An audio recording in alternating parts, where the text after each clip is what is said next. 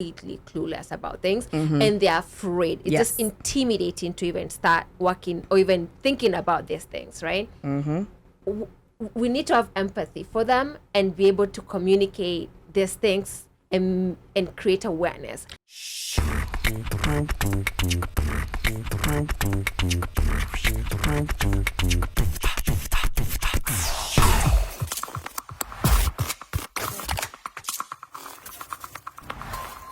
Yeah. Sorry, for cutting you short. Steven says, immigrants, we suffer a lot. The levels of acclimatization into this country is exhausting. It's like you hit a reset in your brain and life. The financial market is really intimidating to some. Lucky for those who have people who are informed in advance. OneMic, in defense of HR, many times the vendors are invited to hold educational sessions for the employees, but many employees opt to not attend. They fail to follow up with all the resources provided. Steven says, my wife is African American and I had no clue about finances and 401k, and I had to learn how to invest on our own and asking around. Tabitha says, I think when it comes to financial education, often in group sessions, those who educate us on finances are selling products like life insurance. What would be good would be people giving financial education without being associated with selling a specific financial product. Then it is objective feedback. Stevens, I think, okay, keep going. Also, she says, failing to communicate about money is also part of the reason people are underpaid at work, 100%. For me, in my 20s, when I talked about pay with my colleagues, is when my mind was blown learning how much more they made, and it changed everything. If I hadn't had the conversation, I would have thought we all earned the same. Exactly. Now, I wanna go back to some of those comments that Tabitha made about the financial educators being people who are pushing products. As someone who's been in the industry for quite a couple of years, I cringe when I see this thing, and I feel almost helpless because the way social media is set up. If you go and someone is pushing a product and there are so many cheerleaders, and then you go tell them that this is not this is not good for you, you'll be branded as a hater, right? You'll be branded as someone who's against progress. Pitchforks. Yes. and I see this so many times, and I think I've shared even with you guys a couple of times when I see people being advised not to put money in their 401ks but put them in IULs instead. Not to buy Starbucks coffee. Yeah, no. I mean, I have no problem about those ones of don't buy Starbucks coffee. I mean, that doesn't. I mean, you can buy Starbucks coffee if you buy the shares of Starbucks before you go get the coffee. Yeah. Or people who are advising people very bravely don't buy a house, just rent for life. It's not worth buying a home. And to me, I think for me, my personal approach, before I even recommend anything, I have to get to know the person. Tell me about yourself. Who are you? Are you single? Are you married? Do you have kids? What are your most immediate financial goals? You could be telling someone, oh man, you should be putting all your money in your 401k, but this person is not meeting rent. So you can't. So that's the reason why you have to know someone first. But you have a host of people who are pushing products, and they're paid commissions for giving out these products, and they're masquerading as they're out there, like helping people. And that's why I think, unfortunately, as much as life insurance is very important, I think there's a lot of conflict of interest with the way the industry is set up, because that person selling the life insurance, they also have to eat at the end of the day.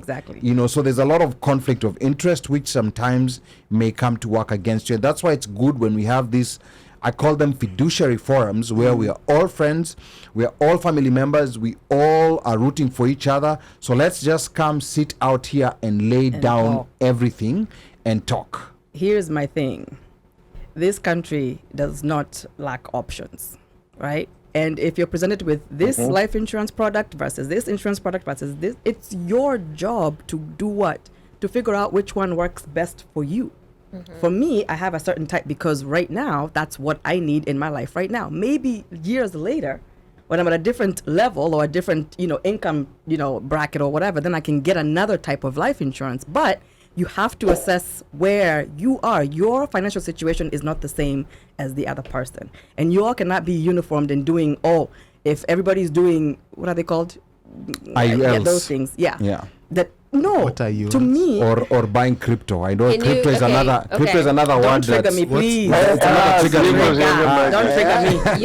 You're using technical terms. What's What the is question? what is IU? Universal index something. Index universal life. life Yeah, it's life insurance, but someone that you tend to get Here's- some money back on it. Here's my opinion on life insurance, and I'll just say it, and then we'll move on. If you go to any city in this country and you land wherever, the biggest, tallest, nicest buildings are going to be of two industries: the banking industry, followed by the insurance industry.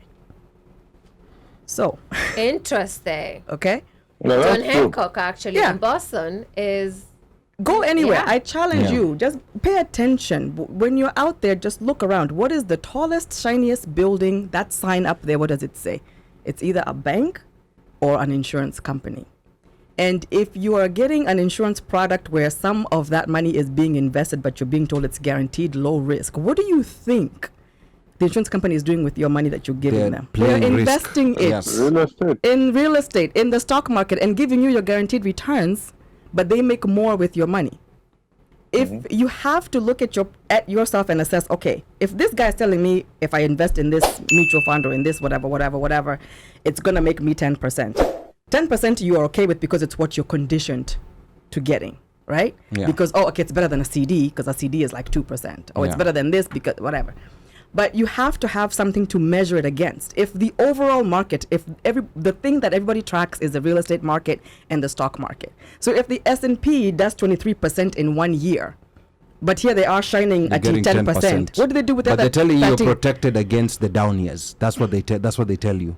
You're protected against the down years. You have to do you have to have a barometer to measure against. Otherwise, you can't just take you have what to be curious to Yeah, even know about that. Exactly. But that's again going back to the whole thing of don't put your money where you don't understand the product.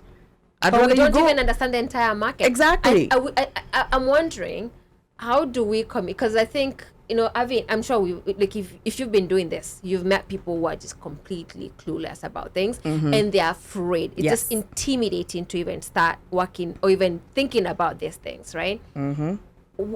We need to have empathy for them and be able to communicate these things and create awareness.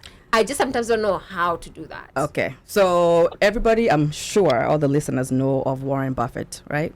Most, Yep. yeah. If you're going to Yep. measure I see Warren success G. and wealth, Not Warren G. no. Berkeley. Uncle Warren B. Warren, Uncle Warren, Buffett. right? I call him And- Uncle and Warren. a ball bill, a Okay. budget.